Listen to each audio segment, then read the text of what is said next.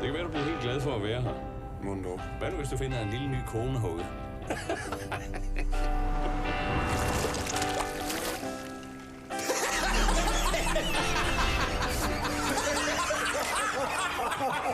Folk her havde jo helst set en landbetjent med lokalt blod i årene. Jeg er selv fra København. Jeg skulle bare have været her et par uger i sin tid. Du er også ham den nye.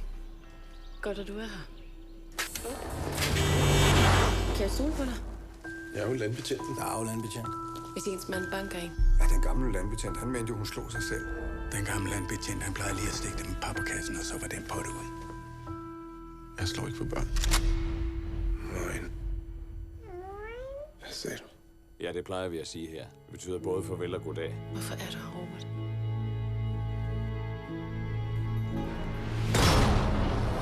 Jeg tror, du skal holde dig langt væk fra hende.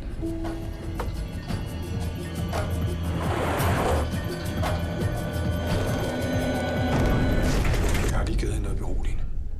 Jeg skal lige love for, at hun er beroliget. Så ringer du selv til Tønder Politi, og så kører vi en tur ud i mosen. Så er det hurtigt overstået. Betjenten gerne vide, om du er i paposkrin, eller om du trives. Hvis man skulle få gæster. Skal der være noget brækket, eller er det nok med et blåt øje? Eller skal nogen dø? Moin. Det skulle du ikke have gjort. Så må der være noget galt. Du må se at få ryddet op i dit eget råd.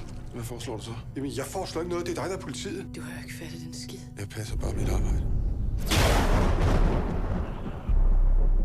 Det hele er bare mudder og køer.